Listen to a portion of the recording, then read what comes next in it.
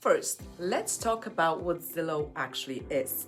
Zillow uses an algorithm called a Zestimate, and that estimate is based mostly on public records, tax data, nearby sales, square footage, bedrooms and bathrooms, lot size, and market trends.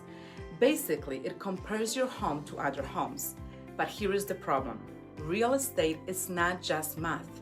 Two homes with identical square footage can sell for completely different prices. Why?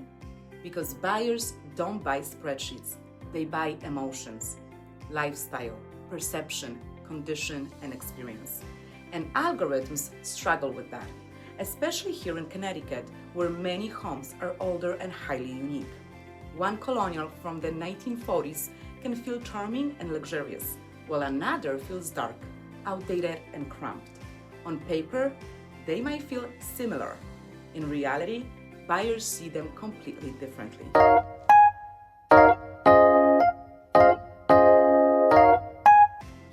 And this is probably the biggest issue with online estimates.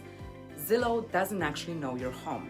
It doesn't know if you renovated the kitchen beautifully, if the workmanship was poor, if the home smells like pets, if natural light is amazing, if your layout feels awkward, if your ceilings are low, if your floors are damaged, if your backyard feels private, or if buyers walk in and instantly fall in love. And those things dramatically affect value. I always tell sellers, buyers don't pay top dollar for square footage alone. They pay for how the home feels. A house can technically check all of the boxes and still feel disappointing in person. Meanwhile, another home might be smaller, but beautifully designed, bright, warm, updated, and emotionally appealing. Guess which one buyers compete for? And Zillow can't measure emotional response. Now, micro-locations change everything, and this is especially important in Connecticut. Location is not just about the town, it's about the micro-location within the town. And online algorithms often struggle with that. For example, in West Hartford, two homes might technically have the same zip code, but one might be walking distance to restaurants, Blueback Square, top schools, parks, and neighborhood amenities, while another sits near a busy road or less desirable area. Huge difference. Same thing in towns like Glastonbury, Wethersfield, Farmington, Avon, Berlin. Some streets carry stronger buyer demand than others. And sometimes it comes down to small things buyers feel immediately. Maybe the lot is flatter, the street is more quiet, the neighborhood feels established, the commute is easier, the homes around it are more updated, and that changes value. But algorithms don't understand neighborhood emotion in the way real buyers do. Now, let's talk about something important. Online estimates have changed seller expectations, and not always in a good way.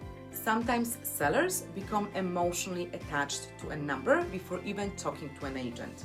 And if Zillow says $850,000, but the market realistically says $785,000 or $810,000, that becomes a very difficult conversation, because now sellers feel like they're losing money, when really the online number might have never even been realistic to begin with.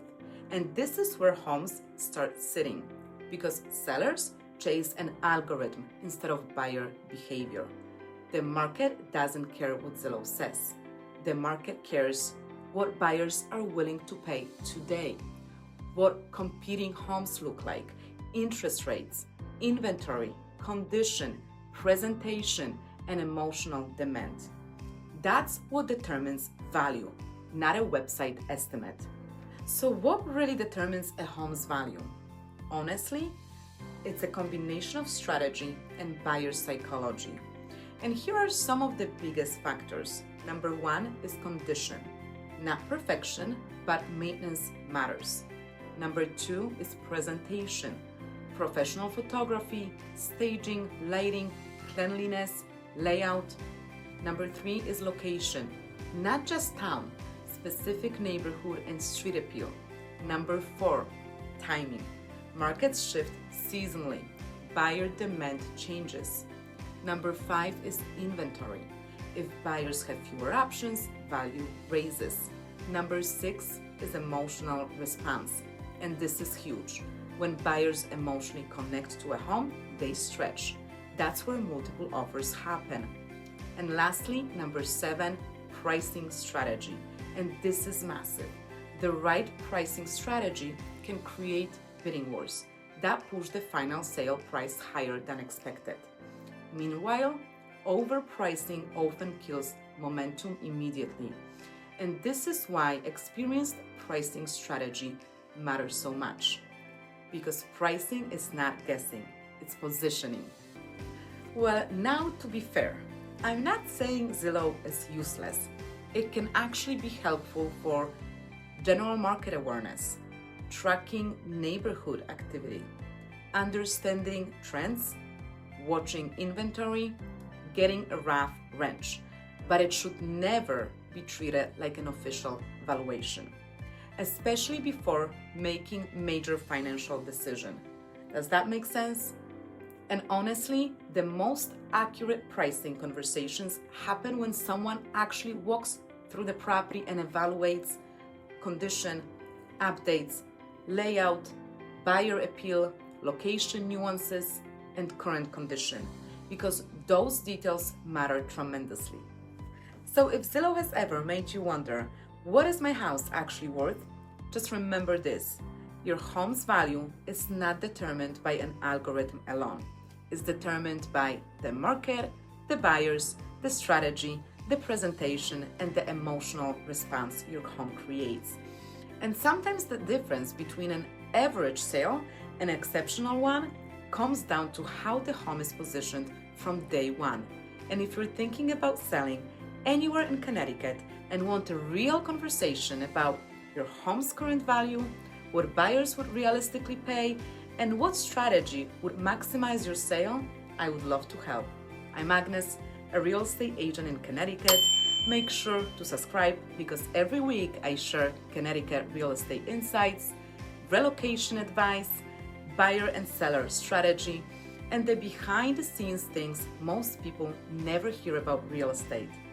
And if you've ever checked your Zestimate before, drop a comment below and tell me, was it accurate or completely off? And I will see you in the next video.